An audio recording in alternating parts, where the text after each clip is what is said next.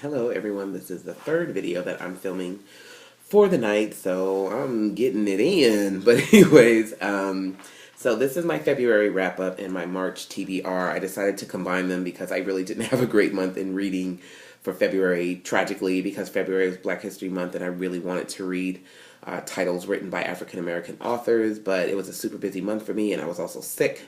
And so I just didn't meet my goals for the month of February, but I did read a couple of titles, and so I'm going to talk about those. And the good thing about books is it's not like you didn't read it in March, you can't ever read it again, or February. I'm talking about February, right? So I can just save those books and push them on down to somewhere at the end of the month or throughout the year.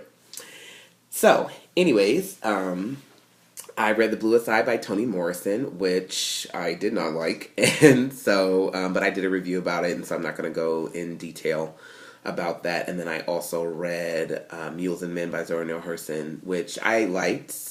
I didn't really like it or love it, but I did like it, and I also did a review about that tonight, so you can watch that and see how it goes. And so that's it for February. That's the wrap up.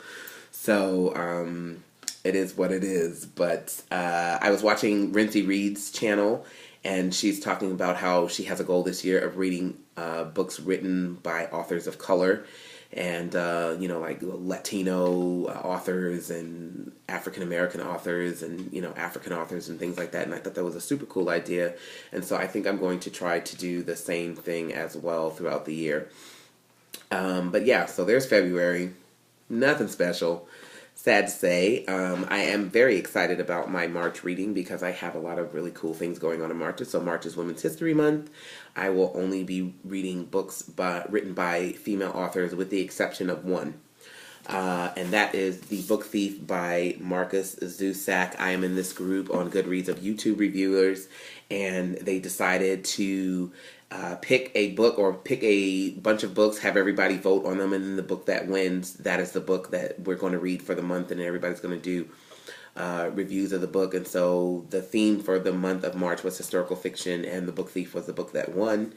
So I've already started reading it. I'm about 40 pages into it, and so far I'm kind of liking it. I can definitely see it being the kind of book that really kind of draws you into the story.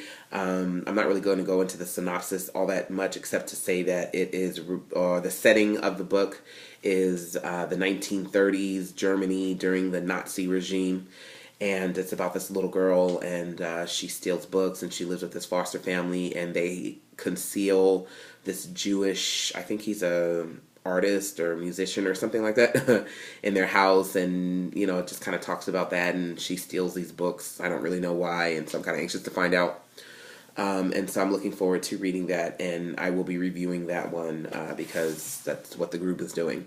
So I really want to get that done and get it out the way and kind of be one of the first ones to get their video out there. Yeah.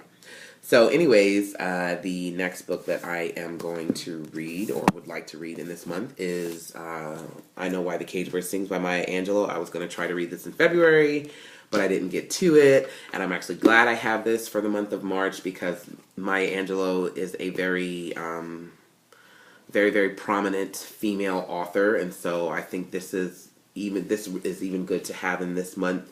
It's definitely a good author to have for Women's History Month, and so I'm really looking forward to reading this. I haven't read anything, actually, by Maya Angelou other than Phenomenal Woman, the poem, and so I'm really looking forward to reading this book.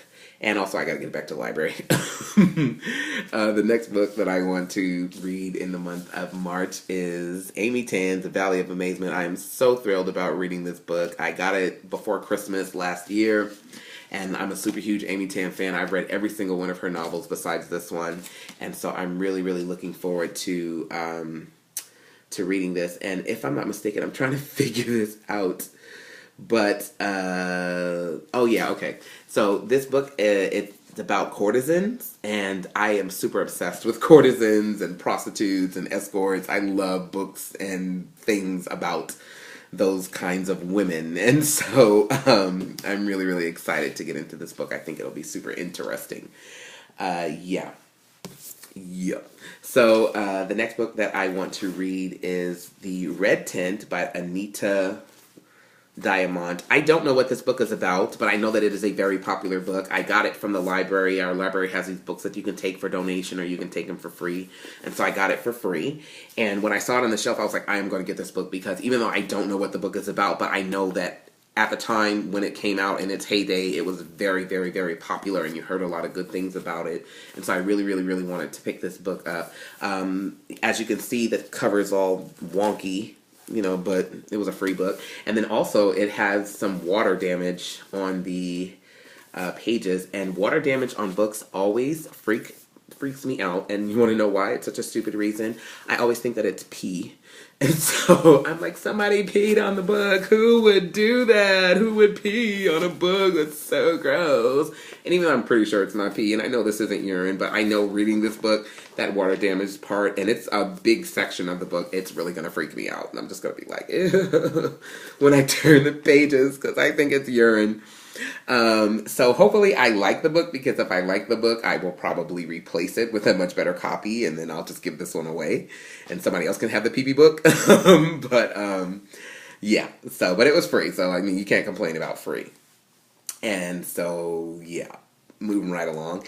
And so the last book that I'm going to read, I'm not really sure which one it's going to be. I want to read a classic written by a female author, and so I'm kind of toggling between Persuasion by Jane Austen, because I've read 4 Jane Austen novels, but I haven't read all of them. I haven't read Northanger Abbey, Persuasion, and then I think there's like another one that I haven't read, but I don't know the name of it. And so I really want to read Persuasion this year, and I've tried to read it before and just haven't really gotten through it for whatever reason. I've tried to pick it up, I think, like twice, and haven't really gotten into it and kind of read through it. And so I do want to try to read that book. And then also I want to try to read The House of Mirth by Edith Wharton. If you're wondering where the title is, they wrote it down here in these tiny little letters. I don't know why they did that. And then at the top, it's a quote from the book, and that reads, "Who wants a dingy woman? We are expected to be pretty and well-dressed till we drop." Ain't that the truth? So, anyways, I've tried to read this book twice because I also have it on my Nook, and I've just never gotten into it to read it. And it's not that I don't like Edith Wharton's writing, because I've read The Buccaneers and I've read The Age of Innocence by Edith Wharton, and I both love those books. The Age of Innocence is one of my favorite books ever. I've read it twice. But from what I've heard about this book, whereas The Age of Innocence was a lot more compassionate about people, the upper crust society of New York during the 1880s. It was a much more compassionate book, you know, it had a different tone than this book. This book, I guess, is a lot more scathing and a lot more cynical about the people that are trapped in that echelon of society. And so it just has a different tone, and that could be the reason why I just, you know, have read it and not really connected to the book and gotten through it, because I guess it's kind of different from the Age of Innocence, and that one was a little bit nicer, I guess, to New York society, and it was a little bit more sympathetic, I would say, than this book is. I think this one's a lot more, just a lot more cynical. And so I think that's why I just haven't really gotten into this one. But I really, really do want to finish this book, because I just love Edith Wharton's writing so much.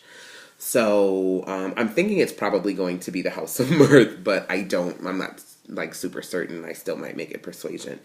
March is going to be a challenging month for me, because I have a lot going on in March. My anniversary is on the 7th. My husband and I will be married for 10 years. Yay!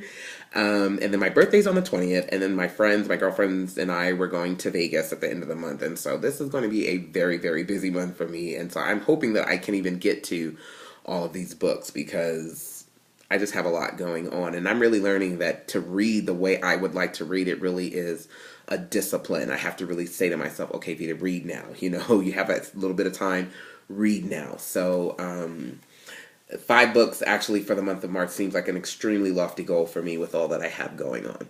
But hopefully I'll get to it. I am ever the optimist. So anyways, comment down below. Let me know what you guys are reading, what you're looking forward to reading in the month of March. And I will talk to you guys later. Love you, smooches. Sweet dreams, because most of y'all is asleep. Good night.